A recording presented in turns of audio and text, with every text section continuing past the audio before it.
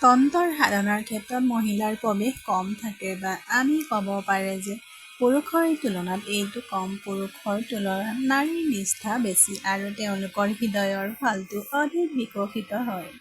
গতিকে যেতিয়া এগৰাকী মহিলাই তন্ত্ৰৰ সাধনাৰ ক্ষেত্ৰলৈ যোৱাৰ সিদ্ধান্ত লয় তেতিয়া অলৌকিকতা সহজেই হ'ব আৰম্ভ কৰে। তেনে এগৰাকী তন্ত্ৰৰ সাধনা অলৌকিকতাৰে ভৰা জীৱিত কি হৈছে চাওঁ আহক। নদী পাৰৰ সেই শ্মশানখন গাঁৱৰ পৰা যথেষ্ট দূৰত।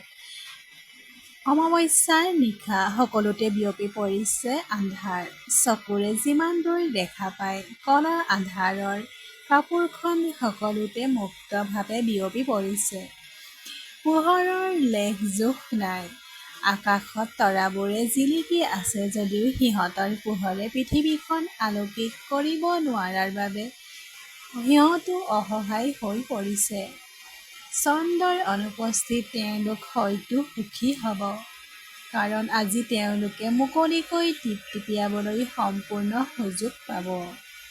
চন্দ্ৰ উদয় হ'লে কোনে তৰাবোৰলৈ চায়। চন্দ্ৰৰ অনুপস্থিতি প্ৰেমিক-প্ৰেমিকাইও অনুভৱ কৰে। কিন্তু শ্মশানত বহি থকা ভক্তসকলৰ বাবে ইয়াৰ অনুপস্থিতি মানে অমাৱস্যা বা অমাৱস্যাৰ নিশা। এটা আচৰিত সাফল্যৰ দিন পাৰ কৰে। সিদ্ধি লাভৰ একে প্ৰচেষ্টাতে তেওঁ 10 স্থালীয় ফালে আগবাঢ়ি যায়। আনকি সেই শ্মশানখনো ইয়াৰ দ্বাৰা অস্পৃশ্য নাছিল। শ্মশানত পূৰ্ণ গতিত জ্বলি আছে একুৰা জুই। তাৰ কাষত বহি আছে প্ৰায় 40 বছৰ বয়সৰ এজন কম কাপোৰ পিন্ধা মানুহ। প্ৰায় ৫ চতুৰ্থাংশৰ পৰা হাড়েৰে 5 ফুট উচ্চতা। টান শৰীৰ। টান মানে ব্যায়াম কৰা যুৱকৰ দৰে শৰীৰ। হাত আৰু ভৰিৰ পেশীবোৰ বিশিষ্ট। বিকশিত কান্ধ, বহল বুকু আৰু অতি উজ্জ্বল ৰং। তাৰ চকু দুটা অলপ আচহুৱা ঘূৰণীয়া চকু, যিটো দেখাত ফেঁচাৰ দৰে। মদ্যপানৰ কাৰণে বা হয়তো কেৱল স্বাভাৱিক। তেওঁ ৰঙা, একেবাৰে ৰঙা।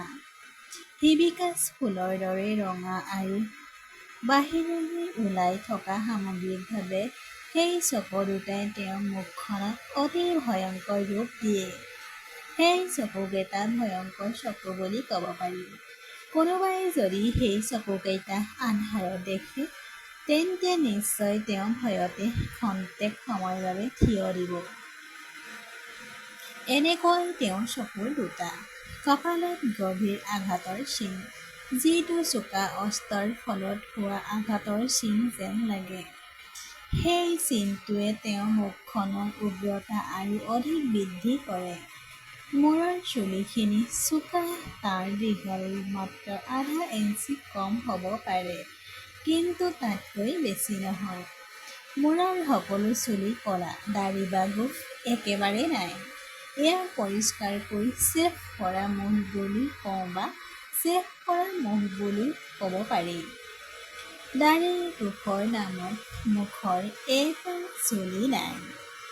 তাৰ ওঠ দুটা বাহিৰলৈ ওলাই আছে। তাৰ বাওঁ ফালৰ তিনিটা দাঁত ভাঙি গৈছে। আগফালৰ ৩ বা ৪টা দাঁত, যিবোৰ হালধীয়া ৰঙৰ সাধাৰণ দাঁততকৈ বহুত ডাঙৰ আৰু সম্পূৰ্ণ বেঁকা। সেইকাৰণে হয়তো তেওঁৰ ওঠ দুটা ওলাই আহিছে। ওপৰৰ দাঁতৰ সৰিবোৰো তেনেকুৱাই আৰু তলৰ দাঁতৰ সৰিবোৰো তেনেকুৱাই। এনে লাগে যেন দাঁতবোৰ আগলৈ পিছলৈ ঠেলি দিয়া হৈছে। সামগ্ৰিকভাৱে সকলো দাঁত অসমান। সি একেবাৰে ফিটকৈ বহি আছে।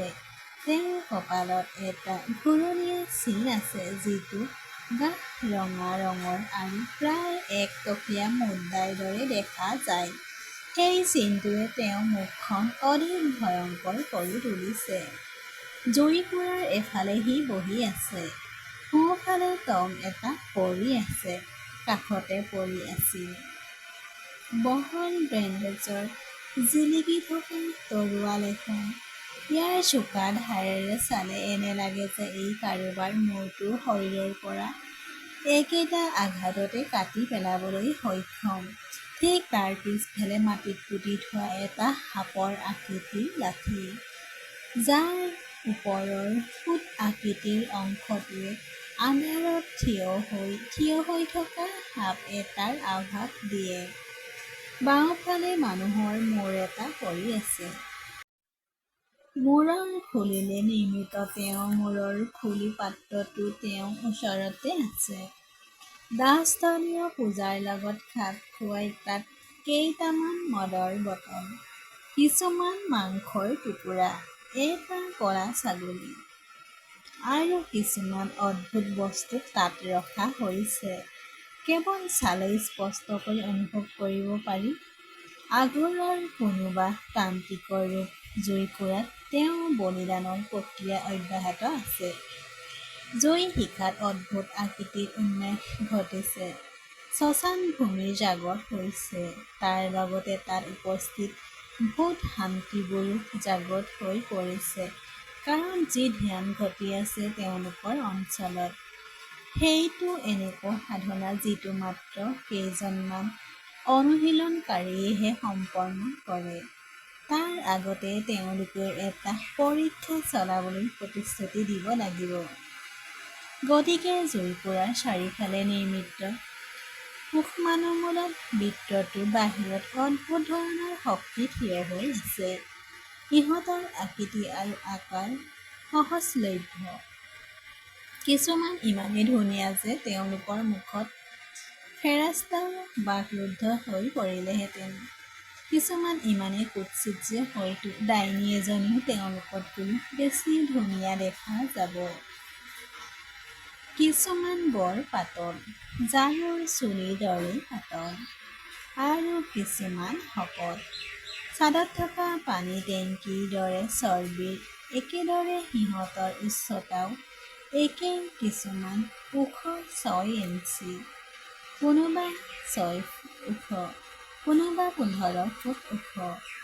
সেই সূক্ষ্মাণুমূলক বৃত্তৰ বাহিৰত সকলো ছবি উপস্থিত।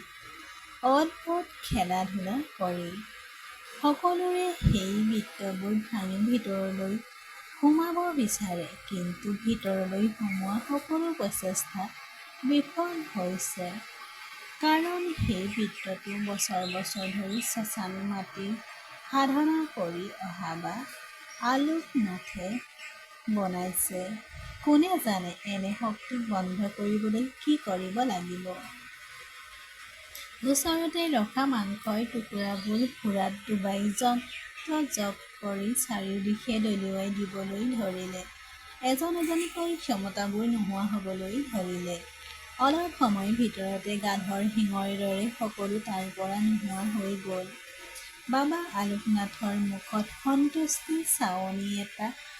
আলমাৰীত ভৰোৱাৰ মদটোৰ এটা অংশ জুইকুৰালৈ আগবঢ়াই দিলে। সি গৰ্জন এটা মাৰি বাকী সুৰাখিনি গিলি পেলালে। তাৰ পিছত সি পুনৰ নিজৰ কামত লাগি গ'ল। মন্ত্ৰৰ শব্দত শ্মশানৰ নিস্তব্ধতা আকৌ বিচলিত হ'বলৈ ধৰিলে। তাৰ লগে লগে পৰিৱেশটোৰ এটা অদ্ভুত গধুৰতাই ভৰি পৰিবলৈ ধৰিলে।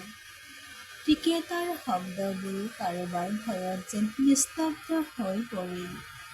কিছু দূৰৈত জ্বলি যোৱা জুইকুৰাৰ ওপৰত উষ্ণতাৰ বাবে শুই থকা কুকুৰ দুটা হঠাতে উঠি আহি পিছফালৰ ভৰিৰ মাজৰ ঠেংখন হেঁচা মাৰি ধৰি পূৰ্ণবেগেৰে দাহস্থলীৰ পৰা দৌৰি ওলাই আহিল, যেন কিবা ভয়ৰ কথা দেখিছে।